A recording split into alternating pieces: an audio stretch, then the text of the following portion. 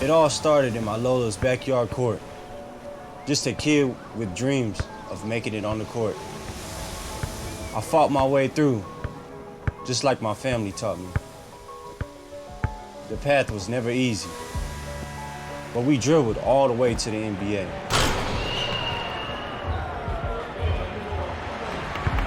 I'm not just living my dream, I'm carrying theirs too.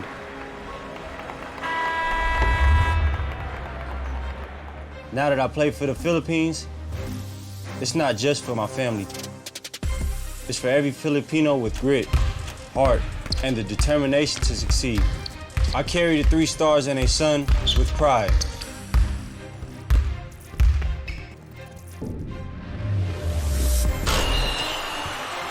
Sa Arena Plus, astig ka sa sports.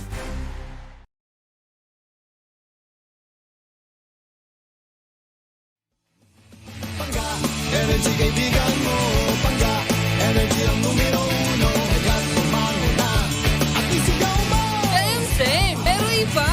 Pag sabihin radyo, sabihin mo Energy. Kiss, miss, Dabaglita.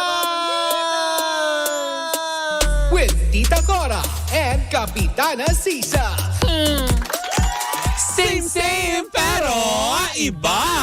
We are number 106.7 Energy FM. Pangga, wag mong sabihin radyo. Sabihin mo.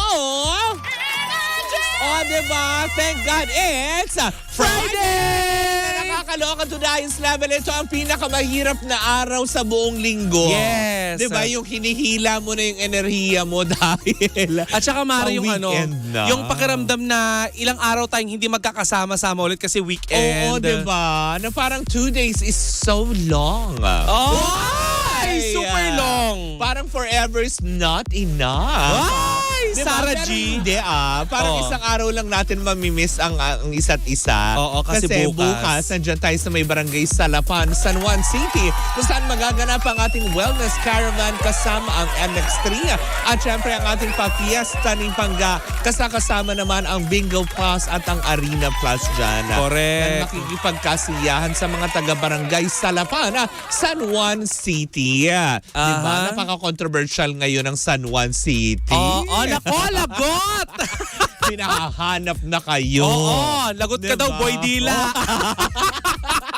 Pinahahanap na ng lokal na gobyerno ng San Juan City sa pamumuno ng ating mayor na si Francis Zamora na hindi niya kinokondina. Hindi ba't humingi siya ng pasensya sa lahat ng mga naabala at naabuso sa katatapos lang na fiesta ng San Juan. Mari, doon ko nga lang nalaman na meron pala mga ordinansa. Oh, diba? Diba? Akala ko kasi walang ordinansa. Basta kung diba? babasain ka, may restrictions Meron. pala. Bawal diba? pala yung buksan yung kotse mo. Bawal kayong ganito, diba? Nako, Mayor, sana pala last year inilapit ko sa yung concern ko. Diba? Na halos ibinato yung timba sa Yung kotse. timba sa... Diyos ko po.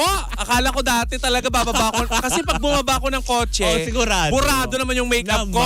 Diba? At wala ka na magagawa kundi kumanta na nga, make me wet, make me water. Ay. Ganun talaga pag water.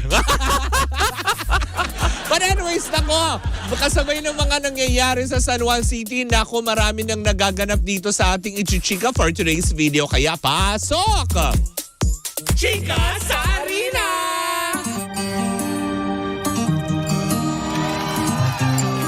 Ay, sabi mo. Inaano ka? Kinilig. Bakit? Diba? Kasi, diba, basaan eh. Uod. Pag ganyan basaan. Gano'n. Well, anyways, mga Pangga, ito na ang Chika sa Arena. Hatid sa atin yan ang Arena Plus, astig sa sports. Ay, eto naman rin talaga nga naman na malayo pa man din at wala pang kumpirmasyon kung kailan na magsisimula ang hard. Ay! Ang tinatawag na hard cup ng NBA. I want it hard, extra hard, so that we can make ouch. Hindi ka magkakaroon ng Oy, lacerations. Hindi ka duduguin for today's video. Kasi nga, Oo. hindi ko na alam. Kasi ano idudugtong? Masasalubsob ka. Diba? Tama, diba? Eto na nga, dahil talaga nga naman kahit off-season pa ngayon ang mga manlalaro para sa NBA, mukhang puspusan na ngayon ang paghahanap ng kanya-kanyang players sa ginagawang NBA draft. Diba? Kung saan nga naman, una na nating nabalitaan na ang GSW or ang Golden State Warriors ay kumikilos na daw ngayon, hindi para mambasa. Ay, Kung ano? hindi para humanap ng mga bagong manlalarong matitigas. Firm. Para muli nilang maitayo Oo. ang kanilang mga bandera.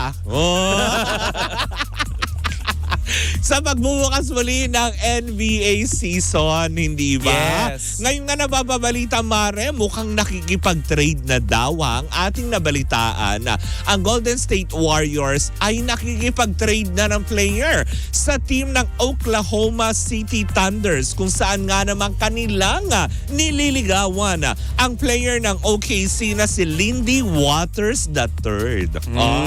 Hindi Lindsay, Yes. pero Lindy. Oo, diba? No, nakakaloka. Make me water. Oo. Speaking of Lindsay, meron siyang pinababate mga taga-Mesa dyan. Diba? Oo. Sa may SM Santa Mesa, Mesa Street. Si Kuyang Rudy Bakay, ang SG, na nakatutok sa basketball. Oo. Pero sabi nga ng ilan, Mare, itutuloy na natin, ginagawa na daw pa lang ang nasabing deal kay Lindy Waters. Walang moi sa dulo. Oo. Kung hindi Lindy Waters Waters. III. Na bago daw mag-July 1. Kasi nga para daw hindi daw masagasaan ang magiging bagong ruling sa hard caps ng NBA. Gusto mo yung pagka-hard. Diba, na nakakaloka? Kung matatandaan natin, at para sa mga hindi nakakakilala, si Waters ay miyembro ng OKC or ng Oklahoma City Thunders ng 3 season na bilang guard.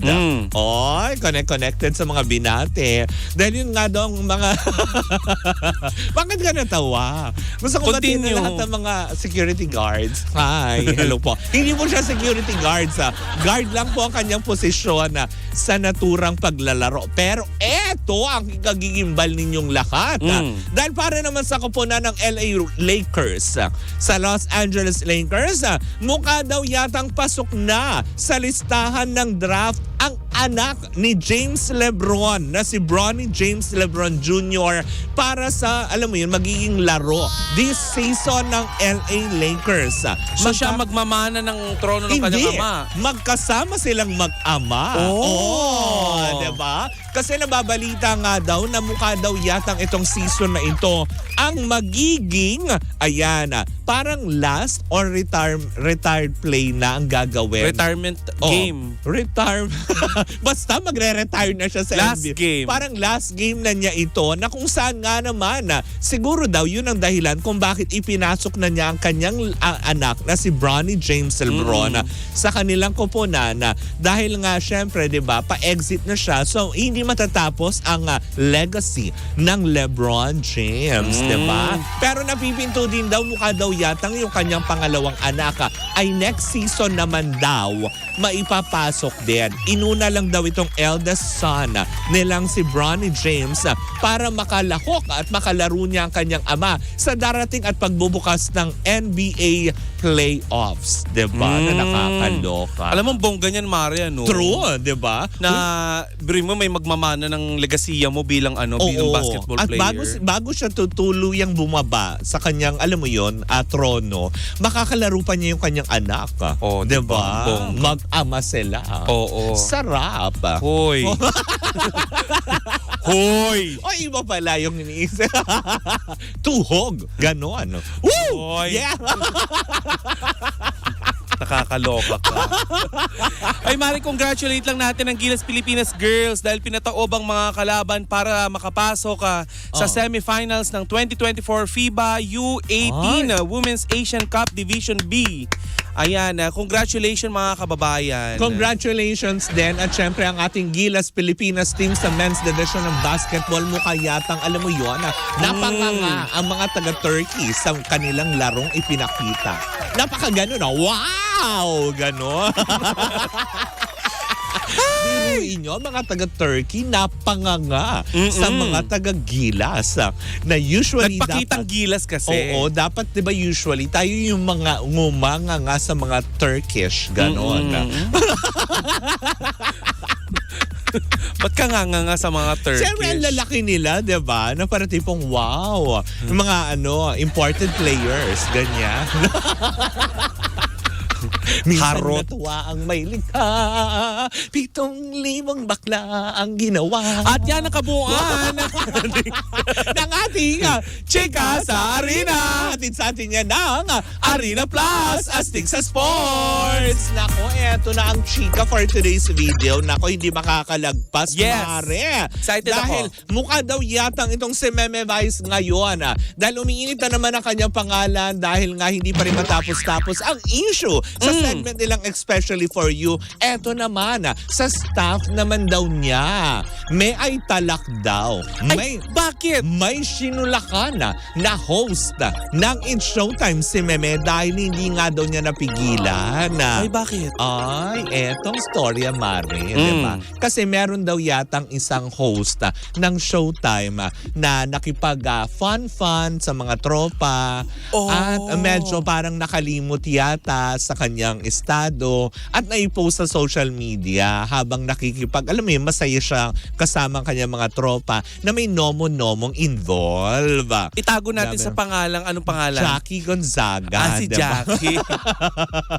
Si Nueto. Nitong si Meme, ang kanyang alaga. Kasi alaga niya ito, di ba? Yes. Si Jackie, di ba? Hindi talaga napigilan. Siyempre, bilang isang nanay, di ba? At bilang isang talent manager, siguro nasa tama naman din ang pagsulak niya kay Jackie na tipong Yan ba yun? girl, oo. Parang tipong girl, parang yatang medyo sumobra ang kasiyahan, diba? Na parang tipong huwag natin kakalimutan na parang tipong tayo ay pinanonood at tinitignan ng mga utawnes. Lalo na mga kabataan. Correct, diba? Lalo pat iniidolo. Kasi alam naman natin ngayon si Jackie medyo papunta na sa pa-sexy eh. Lalo Oo na yung nga. kanyang recent na mga post sa kanyang mga social media nang siya ay, alam mo yun, yung kanyang mga two-piece, mga one-piece na talagang nga naman hinahangaan ng lahat, hindi ba? Pero eto nga, bago pa man din daw lumaki ang issue na ito, talagang kinol ng attention ni Jackie ni Meme na tipong next time be careful kasi nga 'di ba gagaya na nangyari kay Aura, ayaw niyang maulit. Lalo pat sa mga taong malapit sa kanya.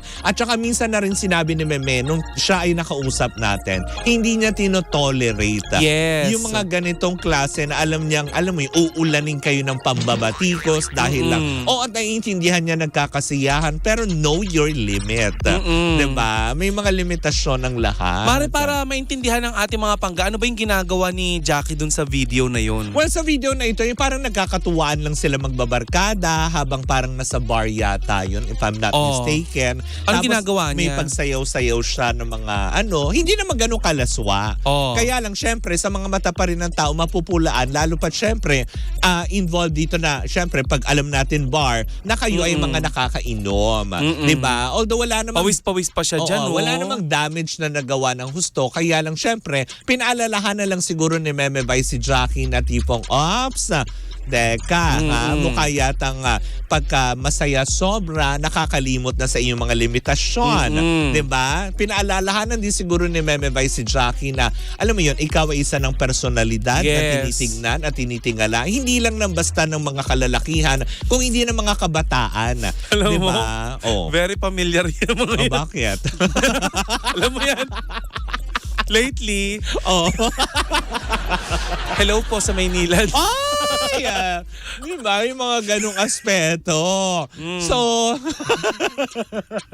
party naman sila. Minsan Party talaga, goers. Minsan, Mare, talaga yung mga taong kagaya na nila Jackie, yung mga taong nasa... Socially active ang tawag doon. Mga papausbong ang karera. Oo. Nakakalimot, Mare. Correct, diba? Na kahit papano ay may mga taong nakakakilala na. Diba? Kaya kami, Mare, sa Senado. Ba't mukha ka si VP Sara ngayon? Hindi. Ang peg ko ganun ka pa talaga. Ang peg ko ngayon ay Oo. Ano? Senator Nancy Binay. Wow! Nakaganyan kayo. Dapat gumanong ka na rin. Chugug. Tapos ganon. Ay, ganon. hindi. Tapos ganon ka. Yeah. Hindi ka manununtok ka. Hindi mo ba nakakalimutan? Ayun nga. Oo. Wow. Dapat. Hindi. Bilang isang Oo. Mayumi. Wow! Napansin yung damit natin, parang siya, ang ganda Similar, Ganda, diba? may mga patterns. Parang embroidery. Yes. Diba? Kami sa Senado. Printed ang tawag, ganon.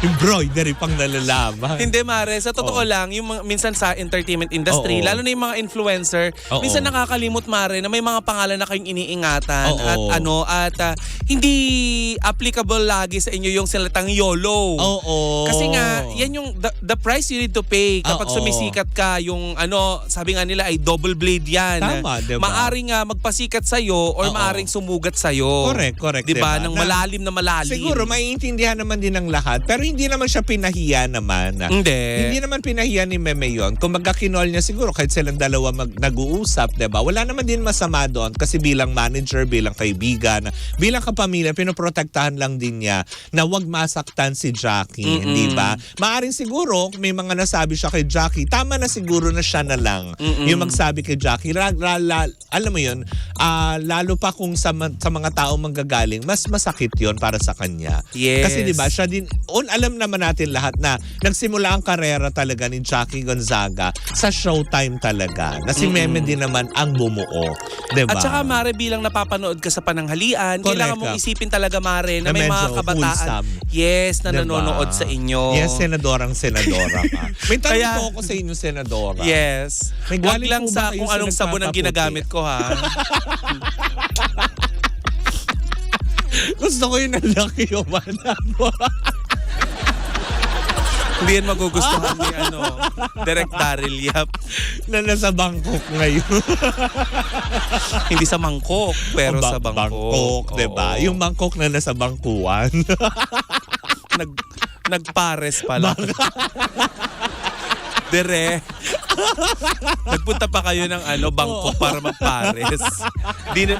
Direk, sana Oo, sinabi diba? mo na lang para dinala kita kay Diwata. Oo, diba? Na, Diba? Ang balita nga daw ngayon, konti na daw yung kumakain. Yun daw. Paano nagsipagtaasan na ang presyon? Correct, diba? Naraw-araw ba naman ang pares? Saka malamig na. Oo. Malamig na ang Nagsebo. panahon. Oo. Diba? Ay, mas masarap siya kapag kapag hindi. malamig ang Kasi diba, panahon. doon nga sa lugar niya, medyo Doon? Oo. Di ba kiyauti nga doon kapag umuulan? Maputik na. Kaya naman, sa amin po, sa ating Oo, sige. pamamahala, kailangan po natin ayusin. Saan po kayo nasasakop? Oo. hindi kami nakakasakop. Oo. Kayo mga bakla ang sasakop sa amin. Dahil kayo mga bakla, napapaligiran nyo na kami. Tama, diba? Oo. Mahangin na lang kami. Dumadami kami, ganon. Uy, hindi. Char. Mahangin. Ano ka? Outbreak. Bulutong tubig. But anyway, so much to that, diba? Maganda at diba? Walang masama dun sa ginawa. Kumbaga parang pagdidisiplina lamang yan. Parang may mga normal yan sa mga bahay, diba? Na kapag mga anak nila ay medyo naliligaw Sabi ng ng utak ko, landas. chicken fox. Iko-call mo yung attention ng iyong pamilya. Oo, kaya nga siya tinawag na Meme Vice eh. Tama, diba? Kasi very motherly, Correct. nourishing na person, Oo. di ba? Sa amin talaga sa Senado. Oo. Talaga ba? Ano pong meron sa Senado? Bukod sa glota. Wala na. Oo. Kasi iginagalang po natin ang konstitusyon at ang lugar kung saan ginagawa ang mga napaka-importanteng Ay, mga talaga usapin. po ba? Naimbitahan na po ba kayo ni Mariel? Nung nakaraan nga ay inimbitahan tayo. Si Mariel Concha. Ni Mariel Concha para mag-live selling ng pangtanggal Oh, ng ingron. okay. Pero itinanggihan natin yan upang nang sa ganon ay mas mapagsilbihan pa natin ang ating mga taong bayan. Ang galing naman po talaga. Kaya iniimbitahan po namin kayo na manood po ng Baklitas. Baklitas mula Mula Lunes. Hanggang Biyernes. Hanggang doon na lang yun. Simula sa Lunes. Hanggang doon na lang yun. Lunes na lang. Charo. Kasi ang mga bakla, nasuspindi na. Well, anyway, so much na dyan po Nako, muna Mime. ang ating unang chika for today. Alam mo, hindi ako makaharot. Bakit? Magugulo yung hair ko. Akala ko sabi mo, hindi ako makaharot. Puputok yung damit ko. Oo nga, parang bilang isa pong kawani ng gobyerno. Ba't ganun ang mga ang Ano? alumanay talaga ng mga ng mga lingkod bayan natin, ng ating mga government Alam officials. ka naman sabihin niya sa mga kababayan niya. Hindi, pwede Hindi naman naman sila sa pwede- ating mga kababayan. Oo. Ayan, iniimbitahan po namin kayo. Alam nga naman Mga sabihin ganon. nila sa ating mga kababayan, mga syutapembang, ganon. May mga ganon. Mag-ingat ka, hanggang Lunes ka lang. Ay, ako na, magpaalam na tayo. Syupatembang. Oo. Sa ating mga syupatembang. Oo, syupatembang. dyan. Mga tipong wag na nga baka madugtungan pa Oo yan. nga. But anyways, You mga don't do bangga- that. Oo, correct ka. Muli po ako po si Kapitana Sisa. At ako naman po ang yung Tita Cora. And we are still same pero iba. We are number 106.7 Energy FM. Pangga, wag mong sabihin radyo. Sabihin mo,